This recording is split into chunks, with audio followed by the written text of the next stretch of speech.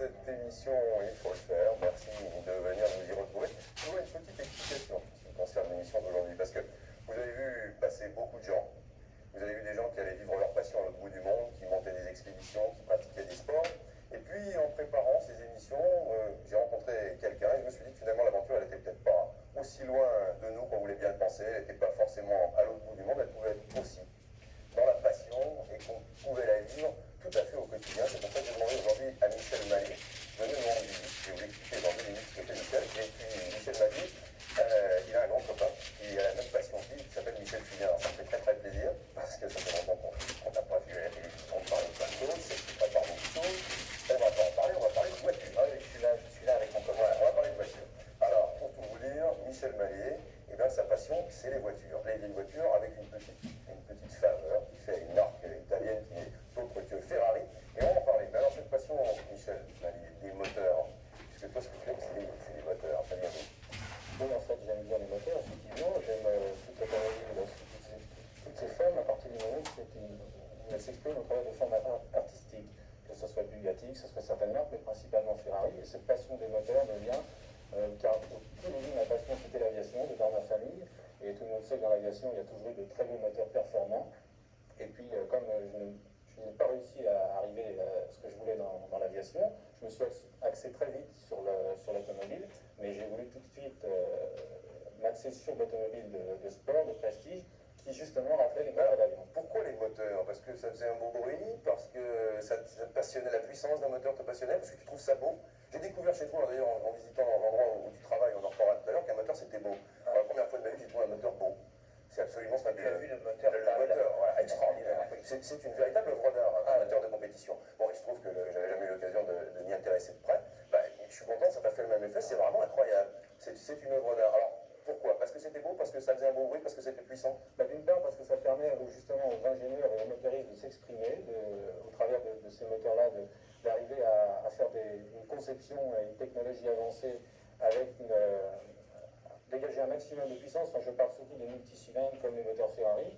Il y a deux aspects de la chose. Il y a les moteurs de série, les 12 cylindres qu'on peut appeler de série malgré que ce soit des séries limitées, et puis les moteurs de compétition. 12 cylindres également, bien que maintenant, pour des tas de problèmes, on est des moteurs turbo qui soient des 6 cylindres ou des 4 cylindres. Mais effectivement, un moteur multicylindre, c'est un bon moteur parce que ça nécessite une étude pour qu'il tienne le moins de place possible, qu'il soit le plus compact possible et qu'il dégage un maximum de puissance, évidemment, surtout en compétition, bien sûr.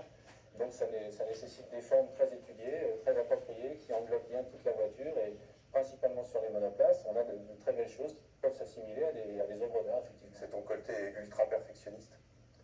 Je sais pas. Toujours plus, affiner un peu plus le réglage pour qu'il soit plus performant. Oui, ben, c'est-à-dire que côté perfectionniste, je pense effectivement essayer de... Oui, il n'en faire aucun doute.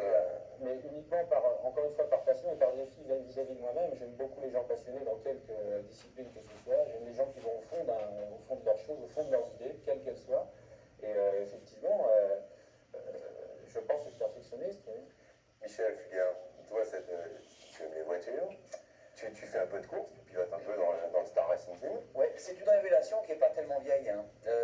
Ça couvait, parce que je suis originaire de Grenoble, alors dès que j'ai passé mon permis, j'ai commencé à essayer de faire des chronos sur les pentes de Champs-Rousse, Vercors, etc.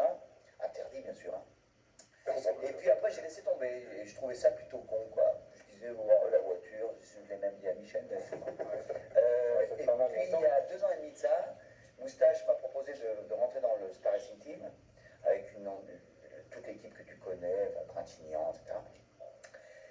Et puis voilà, j'ai commencé à m'intéresser vraiment à ça. Alors, c'est vrai qu'on conduit très mal au départ. On ne sait pas conduire, ça c'est sûr. Même quand on a l'impression que le bout de la portière et qu'on allie un peu, non, c'est pas vrai, on ne sait pas conduire, on ne sait pas freiner. Bon, avant, j'ai pris quelques cours de monoplace, j'ai fait un peu de terre. Et puis voilà, maintenant c'est devenu une vraie passion, mais c'est pas des blagues. D'année en année, je me passionne plus. Et d'ailleurs, j'annonce, et c'est un scoop, que je suis champion du monde de France du Star Racing. Cette année, c'est moi qui suis Ah oui, c'est toi qui es en tête, sans toute catégorie. Je vois très bien, très bien la tête. Et alors, quand on s'intéresse à la conduite d'une voiture, est-ce qu'on en vient inévitablement à s'intéresser à son moteur? Pas vraiment. Pas vraiment. Surtout Michel. C'est pour ça que tu es copain avec Mallet. Michel, c'est de quoi il parle. Je soupçonne d'être pote avec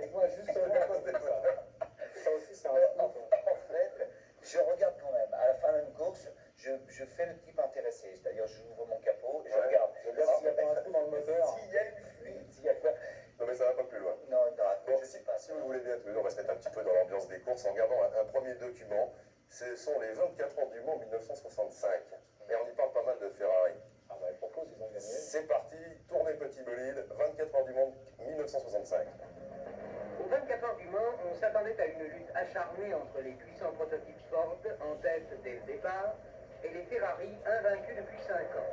À 215 de moyenne, les bolides américains avaient pris le large, alors que déjà certaines espérances s'envolaient au ras des bottes de paille. Mais à ce rythme excessif, les Ford ne tiendront pas. Et à la nuit tombante, les Ferrari se retrouveront seuls en tête. La course va devenir une lutte entre équipages. Aux premières heures de la matinée, Surtees Scarpiotti avait cédé le commandement à Tune Gosselin, mais ce sera finalement un troisième larron, le numéro 21, qui aura le dernier mot. À 195 de moyenne, Ferrari enlevait l'épreuve pour la 6e fois consécutive. Alors Michel, on a parlé tout à l'heure de la passion des moteurs, de la passion du réglage. Et alors, quelle orientation tu as pris au niveau carrière? Parce que je sais que tu en es arrivé à régler des moteurs pour des gens célèbres, des pilotes célèbres, et à passer beaucoup d'heures sur les circuits. Oui, bien, d'ailleurs au départ, toujours pareil, pour connaître un maximum de monde, effectivement, j'ai été traîné sur les circuits comme de nombreux jeunes, et puis j'ai réussi à connaître des tas de gens comme Patrick Depailler, comme Jean-Pierre Casgrain, comme Jean-Pierre Josso, enfin tous les pilotes connus maintenant. Et puis il ne faut pas l'oublier, en 1965, il y avait une locomotive, c'était Jean-Pierre Beltoise, qui a beaucoup œuvré pour le sport automobile français, et qui nous a tous donné cette passion, justement, d'essayer d'arriver à faire comme lui. Lui, il voulait devenir pilote de Formule 1, et nous voulions tous devenir mécaniciens de Formule 1. Et moi, j'ai axé ma carrière pour devenir mécanicien de Formule 1, et j'ai gravi tous les échelons de la Coupe Hervé Gordini, en passant par la Formule France, la Formule 3, la Formule 2, et aux portes de la F1, j'ai arrêté pour me mettre à mon compte. Alors, on ne peut pas demander quel est le plus important du pilote ou du mécanicien, ce serait bien sûr un petit peu idiot, mais ce que je voulais dire, quel est le rapport qui existe sur un circuit, la relation humaine qui existe entre un pilote et son mécanicien, et son chef mécanicien? Ça va peut-être surprendre et être un peu dur à dire, mais il n'y a plus vraiment de relation humaine. Justement, Je suis très déçu, là. Je m'imaginais au combat que c'était quelqu'un qui montait les petits détails au point. non, c'est très hiérarchisé. Et puis maintenant, ça peut s'expliquer, si vous voulez, à partir du moment où il y a un problème de fiabilité. Il y a des tas de gens qui sont chacun à leur poste et qui ont des toutes petites responsabilités. Il faut démystifier le problème du mécanicien de course actuel. À l'époque où moi je faisais de la compétition, c'est pas si vieux que ça, mais il y a une quinzaine d'années, nous avions quand même des responsabilités beaucoup plus fortes. C'est-à-dire qu'un moteur qui ne marchait pas, on le démontait dans la nuit, ou éventuellement, si on était une écurie riche, on avait deux moteurs. Maintenant, c'est terminé. À partir du moment où il y a un problème d'allumage ou d'injection, on change de moteur. Il faut dire aussi que tout ça, c'est tellement bien fait maintenant qu'on peut changer des moteurs pratiquement aussi vite pour changer les bougies. Les réglages se font de façon électronique en plus maintenant. Oui, c'est beaucoup plus pointu qu'à l'époque, c'est sûr. Mais enfin, c'est un peu dommage pour le métier purement et simplement de mécanicien. On va parler de belle mécanique à travers un livre qui est consacré au rallye, que je souhaiterais vous montrer, qui est écrit par Cyril Frey et qui sort aux éditions Larousse. Ça s'appelle Les rallyes. Alors si vous voulez tout savoir sur les courses sur terre et dans le désert, Les rallyes aux éditions Larousse. Ce que je vous propose maintenant, c'est de nous rendre, encore une fois, aux 24 heures du Mans, mais pas uniquement aux 24 heures du Mans. C'était en 1974, un petit aperçu de la saison automobile. Les Matras sont donc au nombre de 4, 3 670B modèle victorieux l'an passé, une 680B. Elles seront pilotées, la numéro 9, par Jean-Pierre Jabouille et François Migaud, Matra 670B à parement jaune. Parement vert, numéro 7, celle de l'équipage victorieux l'an passé, Pescarolo Larousse. Blanc, la 680B numéro 6 de Beltoise Jarry. Rouge, numéro 8, piloté par Josso, Delem et Velec. Meilleur temps aux essais pour la numéro 7, pilotée par Henri Pescarolo, 3 minutes 35 secondes, 8 10. La saison 1974 a été passionnante du début à la fin. Les amateurs de sport automobile souhaitent bien sûr que la saison 75 le soit aussi. En 75, sans doute verrons-nous apparaître dans les grands prix de Formule 1 des moteurs Matra montés sur des châssis Shadow. S'il renonce aux courses de prototypes, Jean-Luc Lagardère n'entend pas néanmoins abandonner la compétition. Au Mans apparaîtront sans doute des prototypes 3 litres Alpine Renault qui peut-être prendra le relais de Matra au palmarès de cette épreuve qui demeure prestigieuse. Au Au moment où l'on formule des vœux, souhaitons à tous les pilotes français de disposer l'an prochain de voitures compétitives. Ils pourront à nouveau exprimer leur talent dans cette discipline difficile, celle qui en tout cas nous a apporté cette année le plus de titres. Voilà, je crois que tu tiens beaucoup à ce document, Michel Mallier, parce qu'on a vu l'endroit où tu travaillais, non? Oui, je suis très étonné. Effectivement, c'était à Dieppe, chez le service compétition alpine. Nous avons vu la partie, au fond, c'était les rallyes. Et puis devant, il y avait les barquettes. Et nous étions entre les deux, avec les Formule 2 que nous avions construites, les F2 de l'époque. Oui. C'était document intéressant. Il y avait Jean-Pierre Jabouille, Patrick Tambay, Michel Leclerc et Alain Serpaggi. Et puis des gens qui ont disparu aussi. Et puis, oui, ça, c'est un peu dur de voir cette photo. C'est Patrick Depailler, oui, qui était un très très bon pilote et qui lui aussi, par passion, malheureusement, a été jusqu'au bout et est mort, mais enfin, à cause de la sécurité des circuits, ça c'est déplorable. Et il y en a eu beaucoup d'autres, on pense aussi à François Sauver. François Sauver, bien sûr, Gilles Villeneuve. Qu'est-ce qu'on ressent en volant d'une voiture, Michel Fugain, quand ça fonce vraiment, puisque toi tu es en tête du Star Racing Team, il faudrait continuer un peu. Oh non, je pense qu'il faut laisser de côté la peur et tout ça. La peur c'est avant, mais c'est un trac exactement dans la même famille que l'entrée en scène. Si tu veux, tu es là, tu dis ah, qu'est-ce que je vais faire, qu'est-ce que je vais faire, est-ce que je vais me sortir au premier virage ou à l'épingle, etc. D'abord, il y a des virages qu'on ne sait jamais prendre sur un circuit, parce qu'on en fait 12 dans l'année. Il y en a un qui t'aime pas, et chaque fois que tu arrives, c'est l'enfer. Mais je crois que surtout, quand tu as pris l'habitude d'attaquer, c'est un plaisir. Et quand ton moteur... Je sais traduire ça, c'est énorme. Et quand ton moteur casse à 2 tours de la fin, tu te jettes sur les mécanos et tu les Ouais, mais il y a des mecs bien qui ne cassent pas les moteurs, et ils ne cassent pas si c'est Il est bien. bien, on les roule.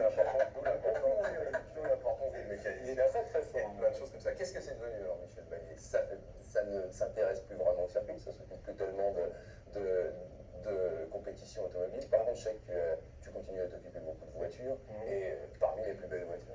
Là, par la force des choses, j'ai arrêté la compétition, effectivement, parce que quand j'ai estimé que je ne pouvais plus exprimer ma façon de travailler et l'optique que j'avais d'un mécanicien.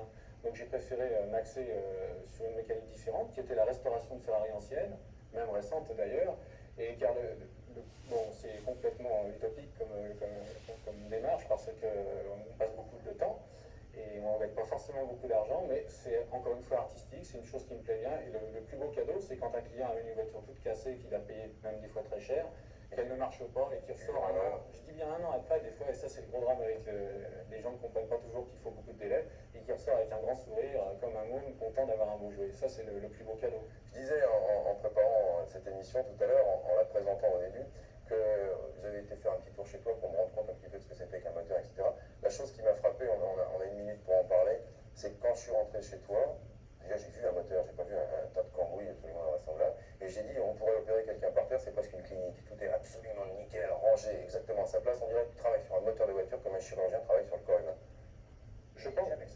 C'est incroyable. Je pense que en fait, c'est pas moi qui suis pas normal, c'est les autres qui sont mal organisés et qui n'ont pas la même optique et la même démarche. En plus, le respect vis-à-vis d'un client fait qu'on ne peut pas, les gens qui vous confient des voitures très chères, les accueillir dans un endroit qui soit vétuste. Et toujours avec un parallèle sur l'aviation, c'est normal d'avoir un atelier très propre. Alors tu vas être d'accord avec moi, il aurait quand même été un petit peu dommage de demander à Michel Fugain de venir dans cette émission, parler un peu avec nous de voiture et de sa passion et de ne pas lui demander de chanter. Alors, j'ai apporté le cadeau. Alors tu vas nous sortir des chansons sublimes dans quelques jours, et c'est la première fois que tu vas chanter, tu ne vas pas la chanter en entier. Non, je vais pas chanter. Mais on va se la faire ensemble pour voir un petit peu. Vous faites les choristes. On va essayer, on va essayer de s'en sortir. Attention, c'est parti, ça s'appelle Saxo.